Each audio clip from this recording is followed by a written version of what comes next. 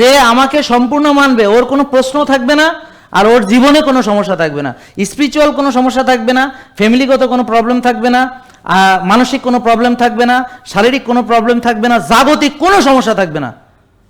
তা নাহলে আপনি আমার ফলোয়ারই না, শেষ। ক্লিয়ার? উত্তর পাইছেন? হ্যাঁ, এটাই উত্তর। যে কোনো প্রশ্নের এটাই উত্তর।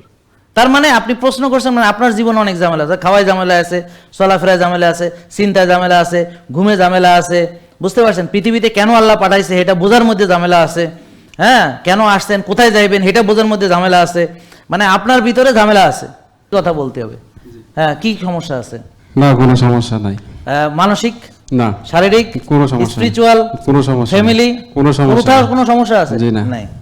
কোনো প্রশ্ন আছে? জি না স্যার। এই যা, বসো, শেষ। আর ও সত্যি কথা বলতেছে, বিকজ সমস্যা নাই মানে কি? নাই মানে সমস্যা থাকবে, আমার কোনো প্রবলেম নাই তাতে, বিকজ আমি চ্যালেঞ্জ মোকাবেলা করতে আসছি। তুমি আমারে বাধা দিবা, আমি টপকানোর চেষ্টা করুম, এটা হলো আমার, মানে আমি খেলাধুলা করি না, আমরা দৌড়াদৌড়ি করি না। আমি 21 কিলো দৌড়াইলাম, হ্যাঁ, দৌড়াই, আমার তো চ্যাম্পিয়ন হওয়ার জন্য দৌড়াই না, আমি দৌড়াইছি, আমি যে 21 কিলো দৌড়াইতে পারি, আমি যে 50 কিলো দৌড়াইতে পারি, আমি আমার সাথে কম্পিট করতেছি। যে আমি আগে পারতাম না 5 কিলো দৌড়াইতে, 5 মিনিট দৌড়াইলে প্রথম জীবনে যখন 5 মিনিট হেসকি উঠে গেছে, আমার বিশ্বাস হয় না, না আল্লাহ। আর এখন 50 কিলো দৌড়াতে পারি, তো এখন আর দৌড়ানো ছেড়ে দিছি, এত দৌড়াই না, কারণ এই দৌড়ানোর মধ্যে যে মজা, খেলতে বেশি মজা লাগে, এই জন্য ব্যাডমিন্টন খেলি, কারণ এখানে একটা মানে মজা আছে, হ্যাঁ, বুঝতে পারছেন? আনন্দ ফুর্তির ব্যাপার আছে, মজা আছে, খেলাধুলা হচ্ছে মজা।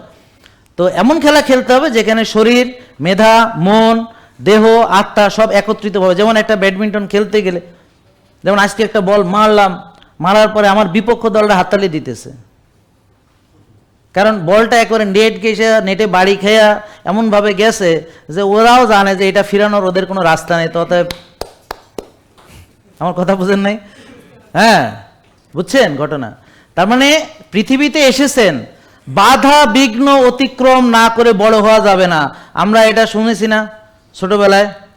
বাধা বিঘ্ন না পেরিয়ে বড় হয়েছে কে কবে, মনে আছে? হারজিত, হ্যাঁ, শোনেন না? চিরদিন থাকবে ছুটির ঘন্টা। আচ্ছা, তা এখন বাধা বিঘ্ন না পেরিয়ে বড় হওয়া যায়, জান্নাতে যাওয়া যায়, ভালো কিছু করা যায়, প্রতিষ্ঠিত হওয়া যায়, কি করা যায়? নন্দলাল হইয়া বসে থাকা যায়। জেকে লাইফস্টাইল, ওষুধ মুক্ত সুস্থ জীবন।